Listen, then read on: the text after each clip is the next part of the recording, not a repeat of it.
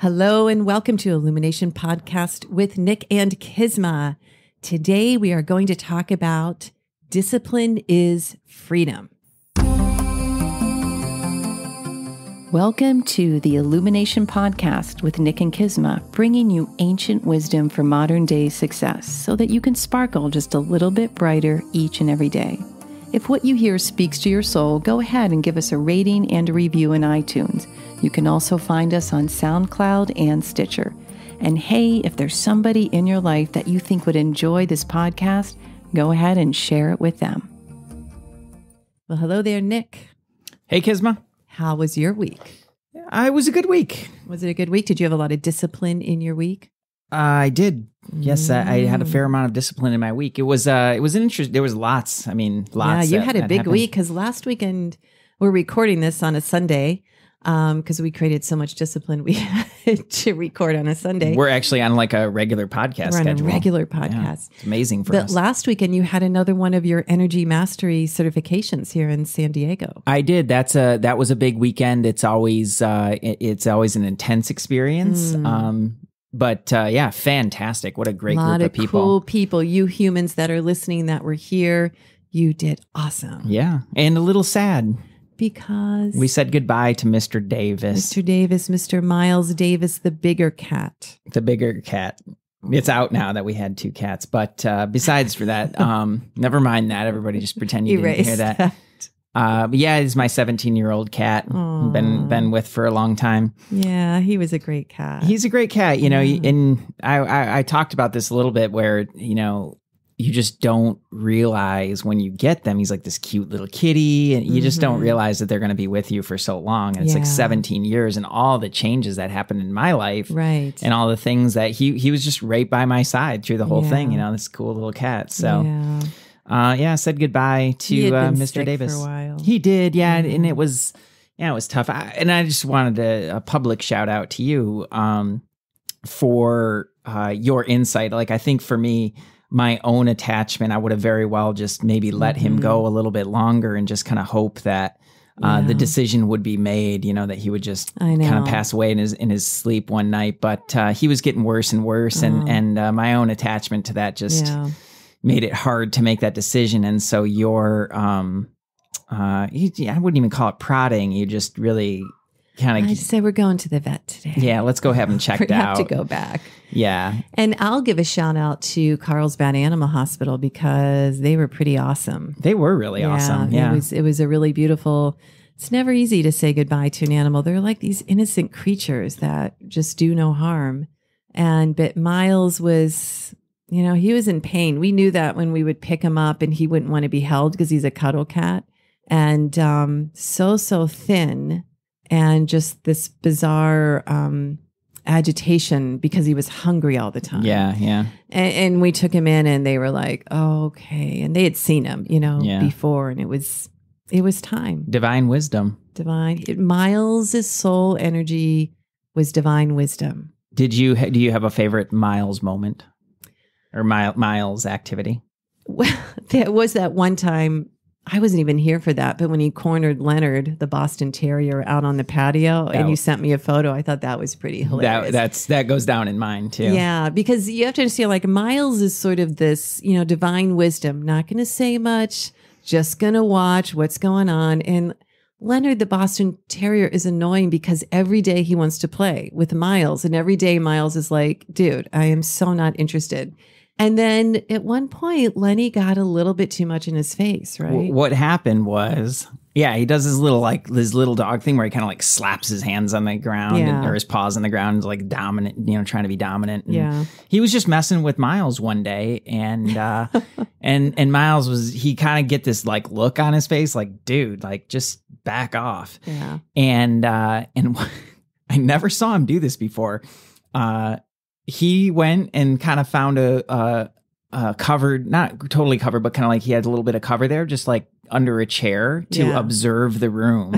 Leonard did his own thing, and it was probably a solid half hour at least later because I was sitting there on the couch working, and it was warm outside. It was summer. Mm-hmm.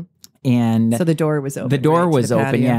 and onto the porch, the balcony, and what Miles did is he just waited for his moment, and Leonard started to walk out onto the balcony, and then Miles went for it. He came up right behind him, and it was only open enough that like the dog couldn't turn around to get to him. So when he was halfway through, Miles attacked him from behind, and he really went at it, and he backed poor Lenny. Leonard into a corner until Leonard turned around, faced the wall, and laid down. And then he sat there for a solid 30 minutes. Just staring at him. Just staring him like, down. You will not move. And every once in a while, Leonard would look over his shoulder and see if he was still there. And he was still there. And Leonard did not budge. That, my friend, is divine wisdom in an animal. Like how to put a Boston Terrier in its place. It was so great. That was definitely one of my favorite all-time moments. And favorite activity is,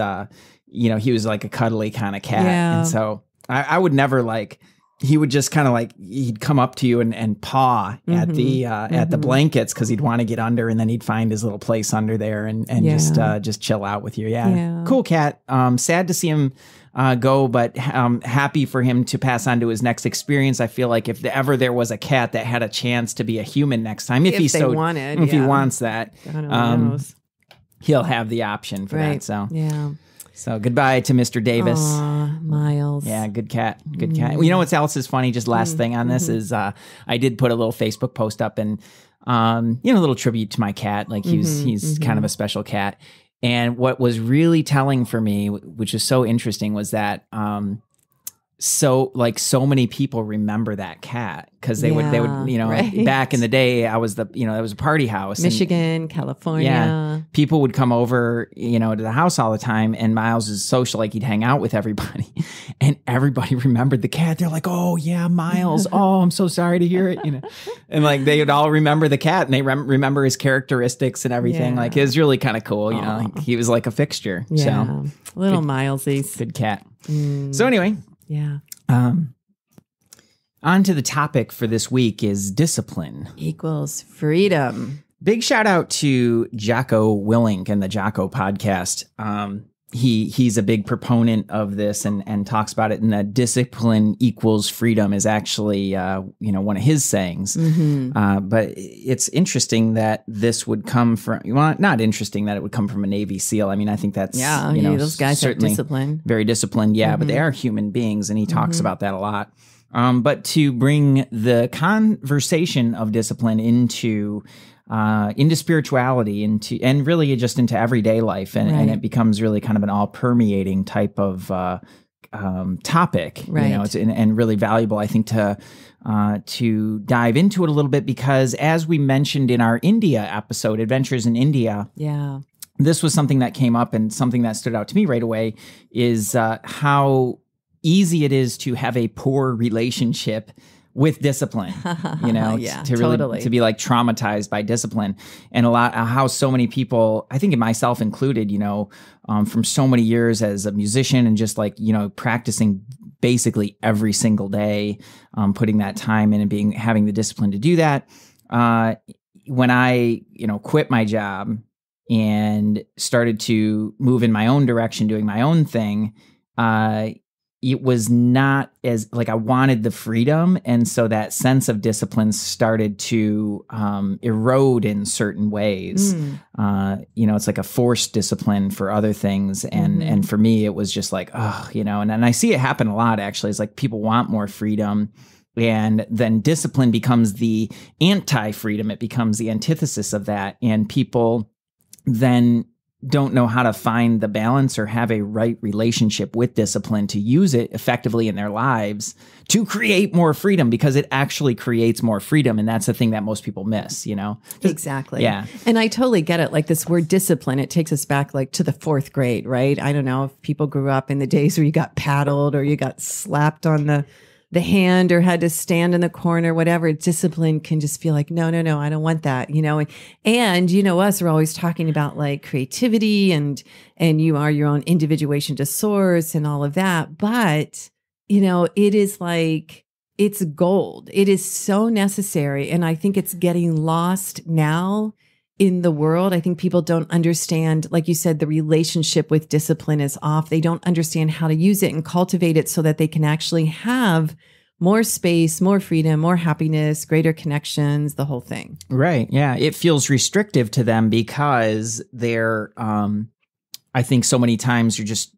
the people go in and out of it, you know, so it's like you're in a, you know, really motivated time or whatever, and you're like super disciplined. And then when you come out of that phase, you know, you kind of lose because you're like, you feel so restricted in it. And then you get out of it and you're like, oh, you know, I can do whatever I want, you know, and free now. And then what I have noticed, this is just really in my personal life, and I've certainly seen this in our lives of our clients as well, is that what happens then though, is that productivity tends to take a pretty big hit. Yeah, for sure. Around that, you know, and so really I think the crux of this conversation today is the right relationship with discipline and how to use it in our lives. Right.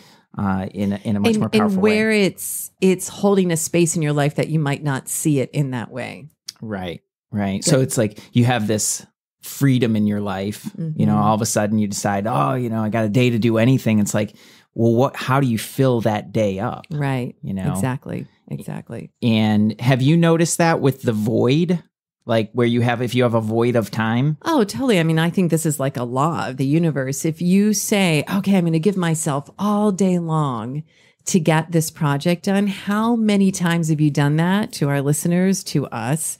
And you get up and you're like, okay, I'm going to start my project. I got all day. And soon enough, it's like noon. And because you had this space, you didn't start, or you started and you kind of got distracted. There wasn't, I call it like a frame, you know, like any beautiful painting, when you put this gorgeous frame around it, it makes it just pop even more.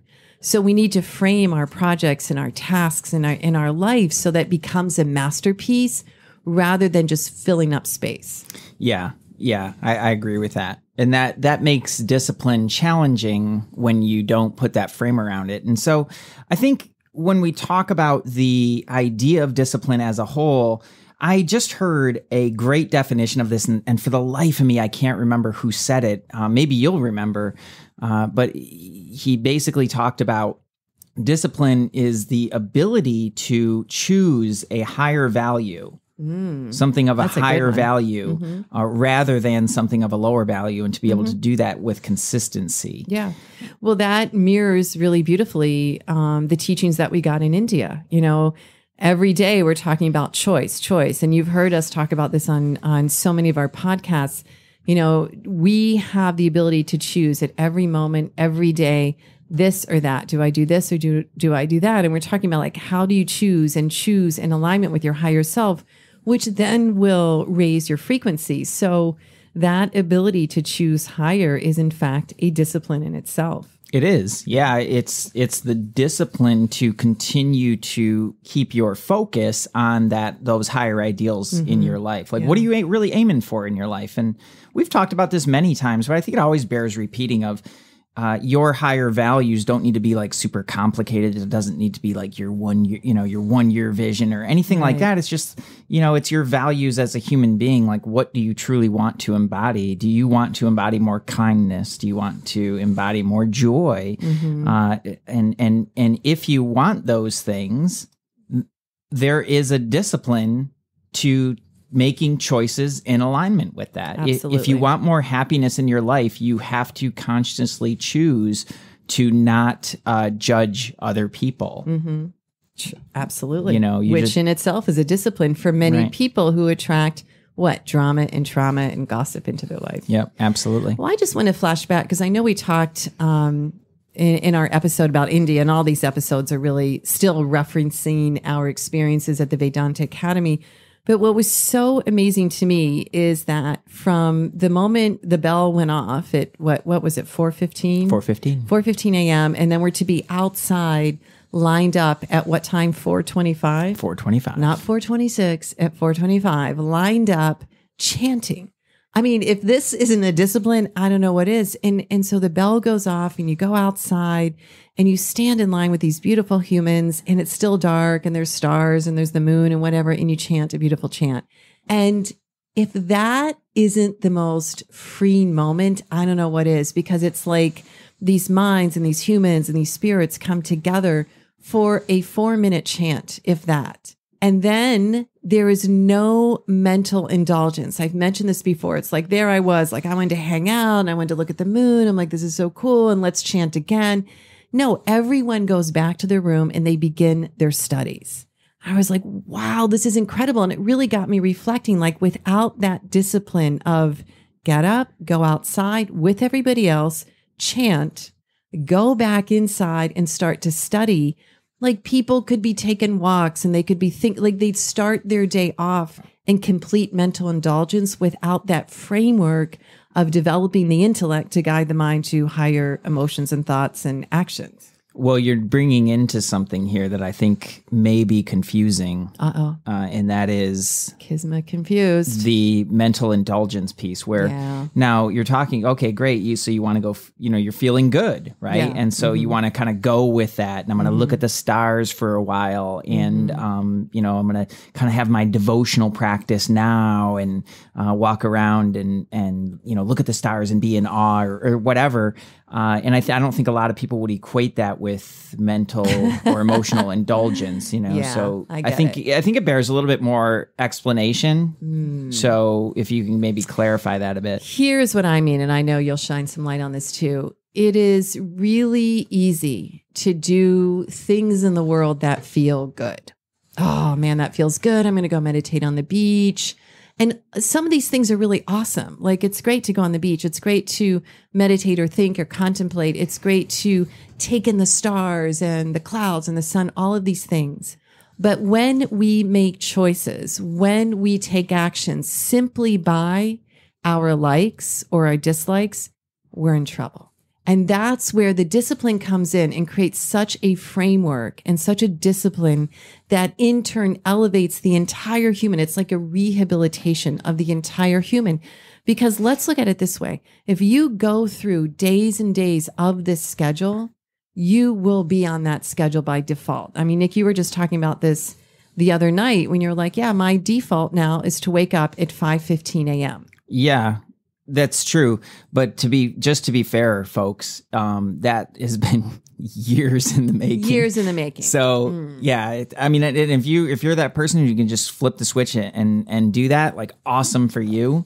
But what I found is that in my life, that was more temporary. So I would go through these times where that did come easier. I was able to make that decision more consistently. And then times when I would just like fall off. And for me, it was like one day, if I missed a day, I could be done for a week, or I could be done for a month, before I get back on that. Right. So, but what you've probably heard if you've been listening to the podcast, and certainly if you've been in my life, is that there is a consistent effort towards that goal. Like, I know, and it's not just because I want to do it because somebody told me to do it. I've seen the value of it, and I hold a high value for that time. So I consistently try to make choices in alignment with that.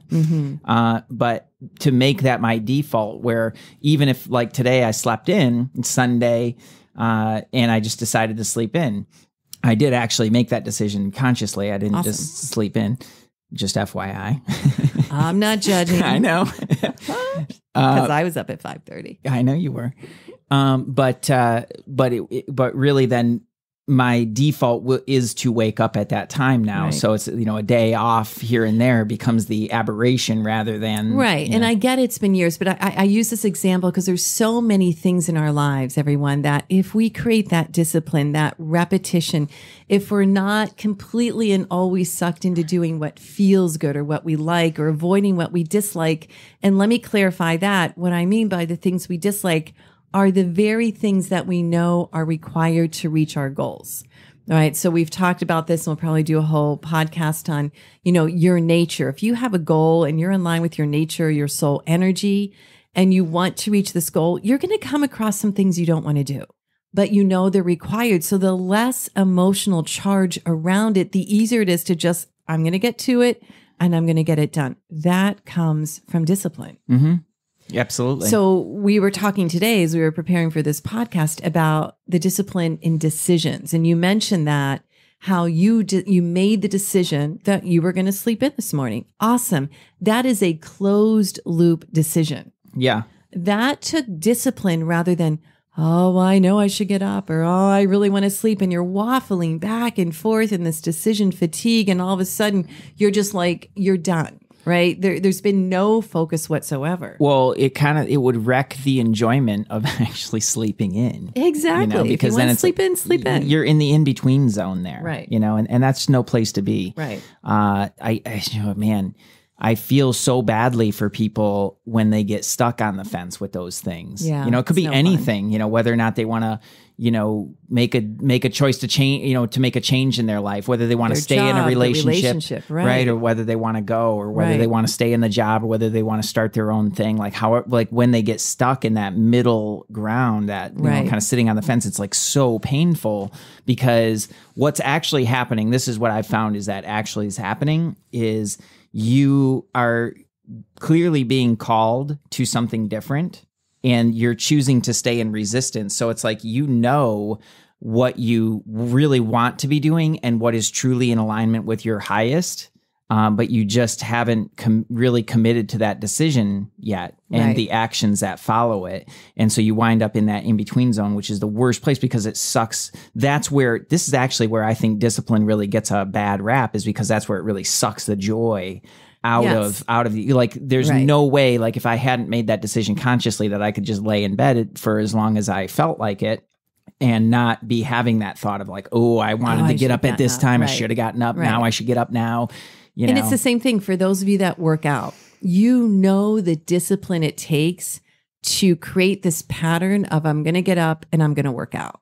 Because if the discipline isn't there, you'll start for a week, maybe you'll do another week, and then all of a sudden the excitement wears off, and you'll miss a day, and then you'll miss another day, and you'll kind of get back into it because that discipline hasn't been embedded. So this is like, it creates, to me, an internal system of taking action, of following through, of making decisions, even if that decision is, I am not going to make a decision right now. That's okay. And it allows you to stay on this, what I just call like the success track. You have this beautiful frame around your masterpiece of life, rather than no discipline or a little bit of discipline and your thoughts are going every direction. You can't decide what to do. People sit down, they can't even decide what they're going to eat. It's excruciating, because trust me, if you're not deciding what you're going to eat, there's so many other things that you're not making a decision about, and you're creating this heaviness in your life. Yeah. Right. And we were talking too before, Nick, about, our reference to music. Like, you guys know, some of you know, we're both musicians, or had been for so long. And when I went to college, I was kind of behind as a flute player. So I had such a conviction that I wanted to do this, that every day, that was the other part of my life when I got up early. I was up early and I was practicing by 7 a.m. Wow. Before class. You better believe it. Dang. And one of my teachers said, well, you're going to have to practice 5 hours a day to catch up. I'm like, okay. And I just did it. And it was just, and that elevated me in terms of performance and proficiency really, really fast. And it was just like, I just flipped the switch. Now, remember, back then, there were no cell phones. I didn't have a laptop computer. There were not the distractions that are so prevalent today, even though these very distractions, our phones, our computers, drones, and robots are like these scientific and technological gifts. There are so many distractions to take people out of the present moment and out of single-pointed focus. What's happening is that the mind is being inadvertently trained into a total lack of discipline. Yes. And what's ironic about that is that in this day and age, with this level of distractions, you require a much more focused discipline in order to stay on track. You really do. And yet totally at the agree. same time, though, the mind is being trained into distraction and lack of discipline. So it's kind of there's a bit of a downward spiral that, how do I want to say? It's not. It is a downward spiral, but it's like a slippery slope. Like once you get into that mode, you can really get super distracted and off track much more quickly. Yes, because of the level of distractions. Like you're down the rabbit hole before you know it. Like you're 3 days back in your Facebook feed, or your Instagram feed, or like whatever. Like who knows, where that leads. You're right. Well, is it okay if I go back to the music thing? Yeah, We kind of got sidetracked. We lost our discipline. Oh, see, look at me. Yeah, I look at him spinning out. No, but we seriously, we were talking about this. I brought up the example of composers, right? So I reference Mozart and Beethoven. I mean, if Mozart's writing his G major flute concerto, he's not thinking about E flat or F sharp minor, right? He's thinking about G major, and he's going to the dominant and back, and maybe he'll go into the minor, but there is a structure and there's a discipline, and he'll create the themes, and then he'll embellish those themes, and it's all beautifully put in the system of a concerto. And then Nick, you were like, yeah, but those composers could be working on an opera, they could be working on a symphony, and they could be working on a concerto at the same time. But I think they could do that because within each creation, within each masterpiece, they had the discipline. Yeah. So they could revert. Oh, I'm in my opera, magic flute. Okay, this is the theme. This is the key. This is the instrumentation. And then they'd go back and be like, oh, I'm doing the oboe concerto. Okay, cool. Here's the key. Here's the theme. Like within each thing. So if I bring this up because many of you have different projects, or you've got work, and then you've got your family, and then you've got your friends, and you're starting a business on the side. Within each of those segments, there must be discipline so that you can go from one to the other without exhausting yourself and trying to figure out what's next. Right. And what I find so incredible about those masterworks, Bach, Beethoven, Haydn, Mozart for sure, is that there was a very clear structure to the music, a form to the music, and also the rules as far as counterpoint and the voicing and things like that. And so there's all these rules. And if you've ever tried to write a fugue, then you know how hard it is. And they were able to do that with such brilliance and creativity, and to bring so much passion to it. And I think that's evidence that discipline does not need to be something that shuts down creativity or that makes something flat and monotone and dry. No. It's actually something that allows that to blossom in a really beautiful way. Absolutely. So just go listen to the Bach, the Goldberg variations, one of my favorites. Yeah, right. So very clear forms that they're using, and very clear set of rules for this theme and variations, but such incredible brilliance throughout. The freedom and the power. One of the examples I use with my students all the time is the banks of a river, right? So a river is flowing, and it can flow, or if you've got a stream going downhill, but if the banks or the sides of the water, of the body of water that is flowing, is strong, the water keeps going straight where it wants to go. It's going to get to its home, and it's going with power and an element of force, of purpose. But once those banks of the river get weak, or they start to erode, then you'll notice like some water is going to slip off into a crack or a crevice or a stream or whatever. It loses its power. Yep. So it's just like when we talk about the intellect governing the mind, your thoughts, your actions, you have this directive, right? This higher directive in you, and this is your discipline. So the more you're able to direct your thoughts, to listen and direct your words and direct your actions, you have this empowered stance rather than I'm completely exhausted because I'm spinning out and I don't know what I'm doing. So this is why we bring it up, I think, for our listeners, and why discipline creates freedom is it allows you to hone in what you're to do right at this moment. And then to make a choice, what is next? And then to have this beautiful frame around the masterpiece that you're creating. And within all of that, to be able to change a decision if you need to take a different path if you need to, but you can make those rapid decisions because you're disciplined in doing so. Exactly. Yeah. It's that ability to stay aligned and to create that clarity, like this, when you have disciplined thought, disciplined choice, disciplined action, it actually provides you with greater access to your intuition. Right. Which I think that's another one where I think so many times that gets confused is like, oh, intuition, well, I'm just going to go whichever way I feel drawn to. Right. And those messages get really confused because the brain is full of so many things that just are not relevant. Mm-hmm. And then you get into that challenge of decision making. So when you have that discipline, that sense of discipline, you actually have greater access to your intuition and to use it more powerfully. Yeah, totally. You know? So if we were going to give a few tips to our listeners on how to bring in more discipline into their lives, what would you say? Well, that's a great question. You don't want to bring it in all at once because it gets really overwhelming. I'm going to become a vegan and get up at 4 a.m. and run 5 miles. No. Yeah, Let's not do that. Unless you're doing it already. Good on you. Yeah. We talked about this in one of our Vedanta groups where this process of self-development, it's not like jagged edges. You know, you're looking for a smooth arc. Yeah, the arc to your development, right. and taking it piece by piece and recognizing that it really is a journey. This is a marathon, not a sprint for sure.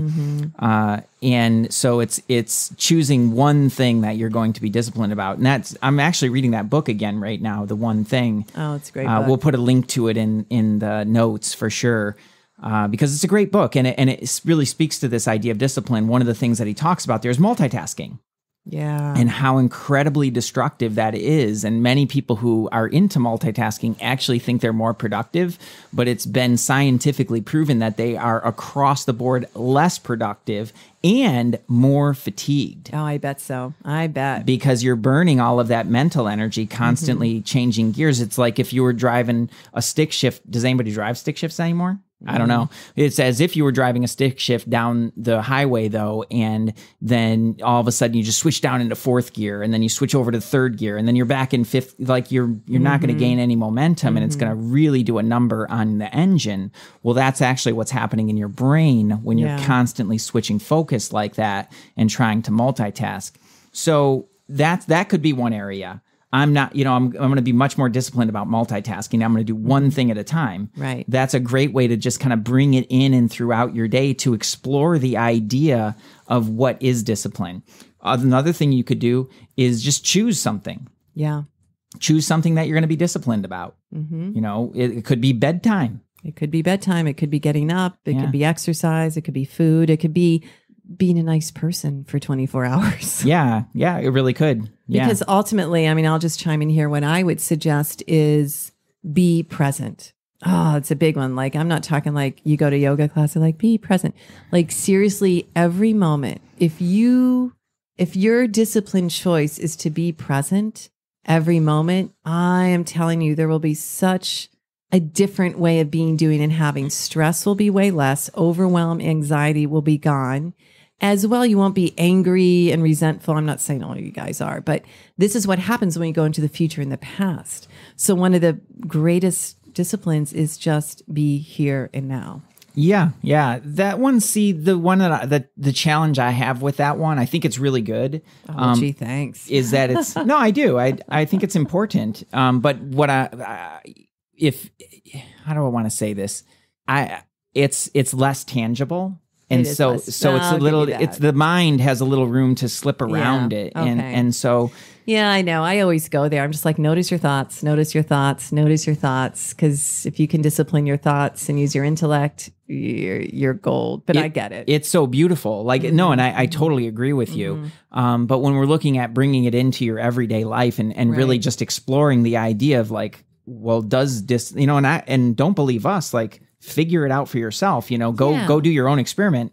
But in order to do that is to see some more tangible things. Like, okay, well, if I implement discipline in this way, does that actually provide me more freedom?